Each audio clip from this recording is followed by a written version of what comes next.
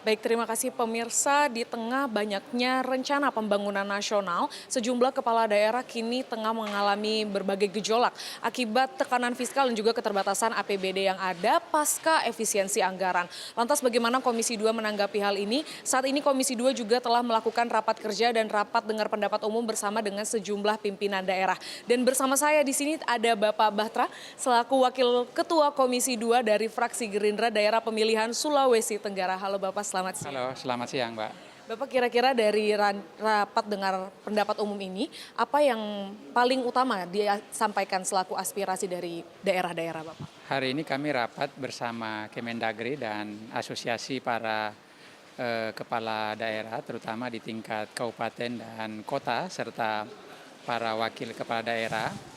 Mereka datang menyampaikan aspirasi terkait soal bahwa sudah 26 tahun terkait soal remunerasi kepala daerah, aturannya belum direvisi sama sekali.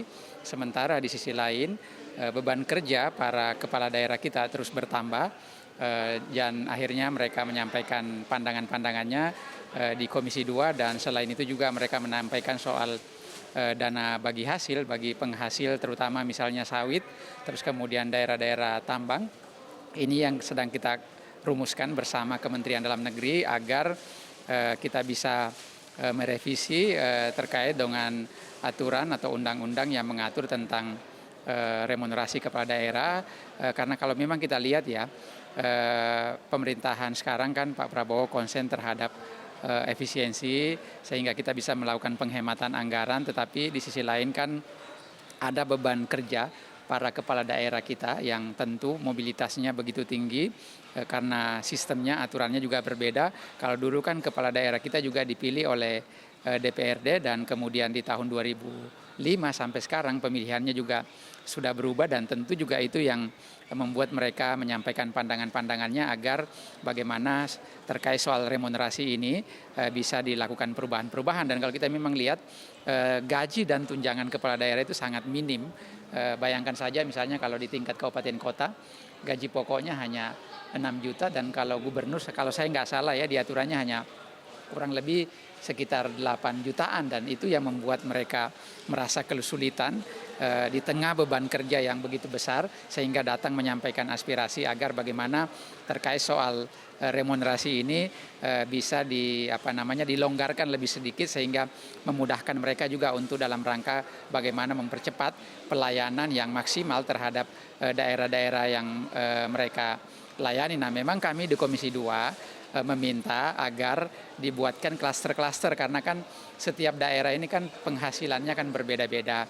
Ada yang mungkin APBD-nya sangat besar, di sisi lain juga tidak sedikit juga ada APBD yang kecil. Jadi kita pengen agar Kementerian Dalam Negeri membuat klaster-klasternya, terus kemudian kita juga mendorong agar Kementerian Dalam Negeri untuk melakukan kajian-kajian sehingga untuk kepala daerah, apakah itu terkait gaji dan tunjangannya, di angka berapa sih atau kisaran berapa yang pas, sehingga bisa memudahkan mereka dalam rangka bagaimana menunjang beban kerja yang begitu banyak ini bisa melakukan pelayanan yang begitu maksimal. Nah, dalam rangka itu kita dorong.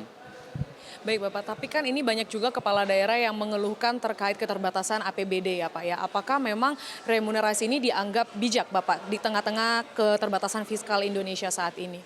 Ya, sebenarnya sih kan kalau soal efisiensi itu murni ingin agar program-program yang tadinya tidak bersentuhan langsung dengan masyarakat, pembangunan terhadap masyarakat kita atau pelayanan publik memang harus dikurangi.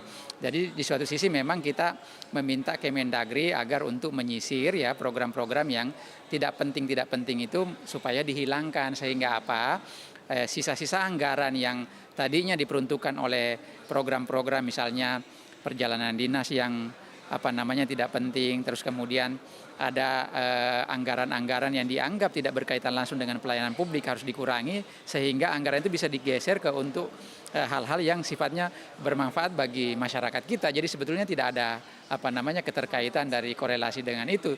Di suatu sisi memang kita lihat banyak sekali ya, dengan dilakukannya efisiensi ini banyak daerah-daerah yang kemudian membuat programnya secara lebih tepat sasaran, akhirnya daerah-daerah juga bisa melakukan penghematan. Namun kami tidak juga memungkiri bahwa memang sebagian daerah, kalau saya nggak salah, Kemendagri sudah merilis kurang lebih sekitar 39 daerah memang yang beban keuangan daerahnya itu sangat sulit. Nah inilah yang harus kita beri perbantuan. Tetapi di sisi lain kan banyak juga daerah-daerah yang punya kemampuan fiskal yang baik, dan itu yang harus didorong agar terus bagaimana penghematan ini, terus kemudian program-programnya bisa lebih tepat sasaran.